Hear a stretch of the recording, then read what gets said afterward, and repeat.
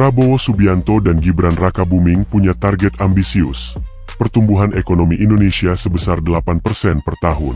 Tapi apakah target ini realistis, atau hanya sekadar janji politik yang sulit dicapai? Yuk, kita bongkar faktanya. Pertumbuhan ekonomi Indonesia, sepanjang sejarahnya, pernah mencapai angka 8% lebih, di beberapa periode emas seperti tahun 1968 dan 1995. Namun, jika kita lihat tren selama beberapa dekade terakhir, rata-rata pertumbuhan kita hanya sekitar 5,1% per tahun. Jadi, bagaimana Prabowo Gibran dengan asta-citanya bisa mewujudkan impian ini? Tentu, untuk mencapai angka 8%, mereka harus melewati sejumlah tantangan besar, seperti reformasi birokrasi, peningkatan kualitas angkatan kerja, dan mendorong industrialisasi yang lebih dalam. Di sisi lain, peluang pertumbuhan tetap terbuka.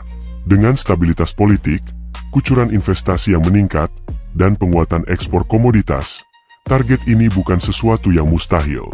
Namun, perlu diingat, pertumbuhan yang tinggi harus inklusif. Jika hanya sektor besar yang merasakan dampaknya, risiko ketimpangan dan keterbelahan sosial bisa semakin nyata. Mari kita bahas lebih lanjut. Apakah pemerintahan Prabowo Gibran bisa menjembatani peluang dan tantangan ini demi mencapai pertumbuhan ekonomi 8% per tahun? Namun, ada satu hal yang perlu kita cermati. Meski pertumbuhan ekonomi 8% terdengar seperti mimpi besar yang menggiurkan, faktanya jalan menuju target ini penuh dengan tantangan yang rumit. Bayangkan, di satu sisi, kita melihat potensi besar di sektor manufaktur, investasi asing yang mengalir deras, dan hilirisasi industri yang semakin berkembang. Semua ini seakan menjadi mesin turbo yang siap mendorong ekonomi kita melesat. Tapi, di sisi lain, ada rantai birokrasi yang berliku, memperlambat pergerakan kebijakan yang seharusnya bisa mengakselerasi pertumbuhan. Hambatan seperti perizinan yang berbelit dan regulasi yang tumpang tindih seringkali membuat para pelaku usaha, terutama di sektor mikro dan menengah, enggan untuk berkembang lebih jauh. Dan tidak berhenti di situ. Kita juga menghadapi masalah klasik yang terus menghantui, yaitu kualitas angkatan kerja. Sistem pendidikan kita seringkali gagal menciptakan lulusan yang siap terjun ke dunia industri.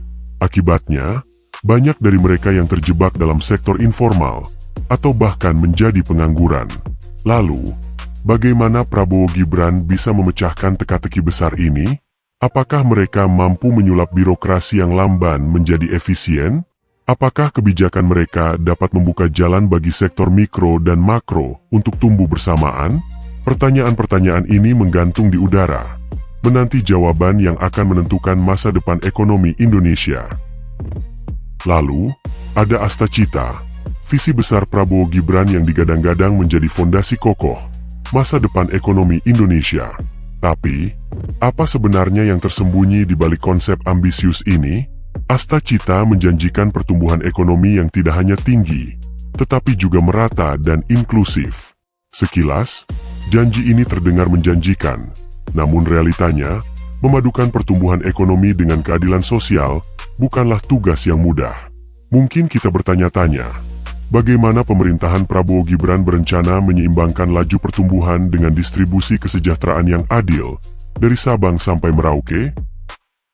Di satu sisi, mereka harus memastikan sektor-sektor besar tetap tumbuh dengan pesat, menciptakan lapangan kerja, meningkatkan ekspor, dan menarik investasi. Namun, di sisi lain, mereka juga harus menjaga agar pertumbuhan tersebut tidak hanya dinikmati oleh segelintir elit ekonomi, melainkan menyentuh semua lapisan masyarakat, termasuk mereka yang berada di pelosok-pelosok negeri. Pemerintahan ini dihadapkan pada tantangan besar, menciptakan kebijakan yang mengangkat perekonomian kelas bawah, tanpa mengorbankan momentum pertumbuhan di sektor atas. Bisakah asta-cita benar-benar menciptakan kesetaraan dan memberdayakan setiap rakyat Indonesia? Atau akankah kita justru melihat jurang ketimpangan semakin lebar? Pertanyaan inilah yang membuat publik semakin penasaran, menanti langkah konkret dari pemerintah yang baru. Mari kita lihat kasus India, negara dengan pertumbuhan ekonomi yang impresif, hampir mencapai 7,7% year on year. Meski begitu, India masih terjebak dalam jebakan pendapatan menengah, atau yang lebih dikenal sebagai middle income trap. Apakah Indonesia, dengan ambisi pertumbuhan 8% di bawah pemerintahan Prabowo Gibran, bisa belajar dari pengalaman India? Jika India dengan ekonomi yang berlari cepat saja, masih belum mampu keluar dari perangkap ini, bagaimana dengan kita? Middle income trap bukan sekadar soal angka pertumbuhan, melainkan tentang kualitas pertumbuhan itu sendiri. India, meski berhasil mendongkrak perekonomiannya, masih terhambat oleh ketimpangan sosial, kesenjangan akses pendidikan, dan ketidakseimbangan dalam distribusi kekayaan. Inilah pelajaran yang perlu diambil Prabowo Gibran. Mereka tak hanya harus mengejar pertumbuhan tinggi, tetapi juga memastikan bahwa pertumbuhan tersebut mampu mengangkat seluruh lapisan masyarakat keluar dari jebakan ekonomi menengah. Tantangannya adalah bagaimana mereka bisa membentuk kebijakan yang kuat, yang tidak hanya fokus pada industri besar dan korporasi, tapi juga menciptakan lapangan kerja yang berkelanjutan, memperbaiki kualitas sumber daya manusia, serta memperkuat infrastruktur di daerah-daerah tertinggal. Bisakah mereka merumuskan strategi yang tepat agar Indonesia tak mengalami nasib serupa dengan India? Atau, akankah kita juga terjebak dalam lingkaran pertumbuhan yang tak menyeluruh? Ada satu pertanyaan yang terus menghantui. Mengapa pertumbuhan ekonomi Indonesia selalu tertahan di angka 5%? Apa yang menghalangi kita untuk melompat lebih tinggi? Salah satu jawabannya terletak pada jantung masalah, birokrasi yang berbelit dan lamban. Kita semua tahu, proses perizinan yang panjang, regulasi yang sering tumpang tindih, serta korupsi yang menggerogoti fondasi kebijakan, telah menjadi penghambat utama laju pertumbuhan ekonomi. Bagi investor dan pelaku usaha, birokrasi ini seperti rintangan tak kasat mata yang membuat mereka berpikir dua kali sebelum memperluas usaha atau menanam modal lebih besar. Disinilah peran Prabowo Gibran diuji. Untuk mencapai target 8%, mereka harus mampu melakukan reformasi besar-besaran dalam sistem birokrasi. Bayangkan, jika proses perizinan dipersingkat, transparansi ditingkatkan, dan efisiensi birokrasi ditingkatkan, kita bisa membuka keran investasi lebih lebar dan menciptakan iklim bisnis yang jauh lebih sehat. Pertanyaannya adalah, apakah pemerintahan baru ini benar-benar siap memotong rantai birokrasi yang panjang, atau justru terjebak dalam siklus kebijakan yang sama? Jika Prabowo Gibran berhasil menaklukkan birokrasi, mungkin inilah kunci yang selama ini kita cari untuk mengungkit pertumbuhan ekonomi ke level yang lebih tinggi dan lebih inklusif. Ada satu elemen lain yang tidak kalah penting, hilirisasi industri. Daripada hanya mengekspor bahan mentah seperti mineral, minyak sawit, atau karet, kita justru memprosesnya di dalam negeri menjadi produk bernilai tinggi sebelum diekspor. Hilirisasi inilah yang berpotensi menjadi mesin pendorong ekonomi baru di era Prabowo Gibran. Dengan memperkuat industri pengolahan di dalam negeri, Indonesia tidak hanya akan mendapatkan nilai tambah dari ekspor, tetapi juga membuka lapangan kerja baru yang sangat dibutuhkan, terutama bagi angkatan kerja muda yang terus bertambah setiap tahun. Selain itu, peningkatan investasi di sektor manufaktur adalah kunci untuk menjaga momentum ini. Jika hilirisasi berhasil, maka industri manufaktur akan tumbuh pesat, menarik lebih banyak investor asing dan lokal untuk menanamkan modal mereka. Ini bisa menjadi katalis yang mendorong pertumbuhan ekonomi hingga menyentuh angka 8%.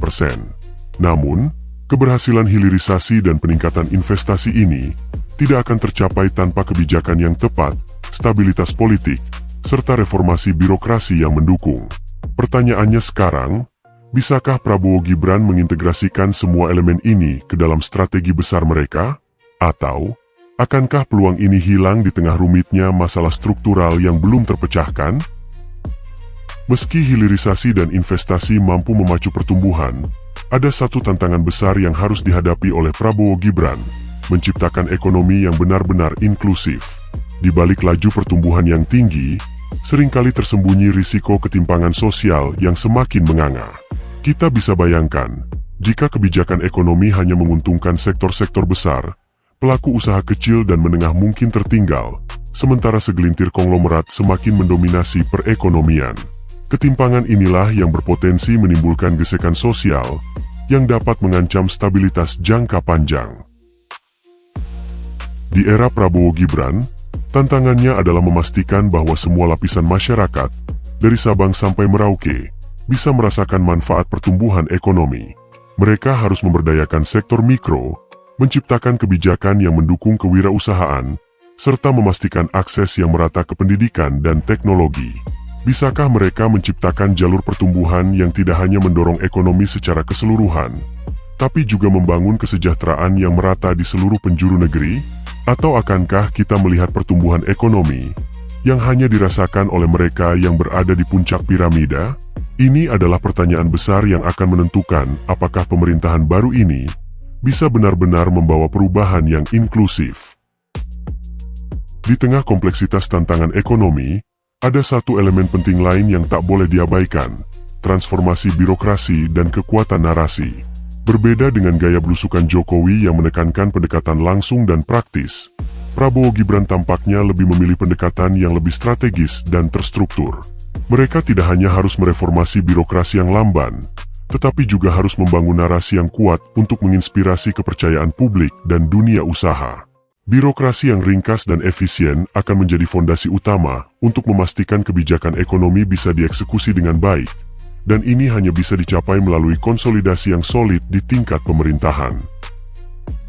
Disinilah letak tantangan besar, bagaimana Prabowo Gibran mampu menampilkan kekuatan politik mereka melalui narasi yang menggugah, narasi yang tidak hanya bicara soal angka dan target, tapi juga tentang visi jangka panjang yang merangkul semua lapisan masyarakat. Kekuatan komunikasi politik ini akan menentukan apakah mereka bisa menyatukan berbagai kepentingan, membangun kepercayaan di antara pelaku ekonomi, dan menciptakan stabilitas politik yang diperlukan untuk mendorong ekonomi tumbuh lebih cepat. Apakah gaya kepemimpinan mereka bisa menginspirasi birokrasi untuk berubah? Atau akankah mereka terjebak dalam birokrasi yang masih berkutat pada masalah-masalah lama? Pertanyaan ini, sekali lagi, menggantung di udara, menanti jawaban yang akan menentukan masa depan ekonomi Indonesia. Kesimpulannya, perjalanan Prabowo Gibran dalam mewujudkan target pertumbuhan ekonomi 8% per tahun bukanlah tugas yang ringan. Dari tantangan birokrasi yang rumit hingga kebutuhan akan ekonomi inklusif, mereka harus mampu menciptakan keseimbangan antara pertumbuhan yang cepat dan kesejahteraan yang merata. Jika mereka berhasil merumuskan kebijakan yang tepat, mendorong hilirisasi, serta membangun narasi yang kuat dan inklusif, bukan hal yang mustahil bagi Indonesia untuk menembus jebakan pendapatan menengah dan mencapai status negara maju. Dengan tekad dan strategi yang tepat, harapan besar ini bisa menjadi kenyataan. Jangan lupa, jika sobat merasa informasi ini menarik dan ingin terus mengikuti perkembangan terkini mengenai perekonomian Indonesia, pastikan untuk like, share, dan subscribe channel ini. Saya Ale. Terima kasih sudah menyimak, dan sampai jumpa di video selanjutnya.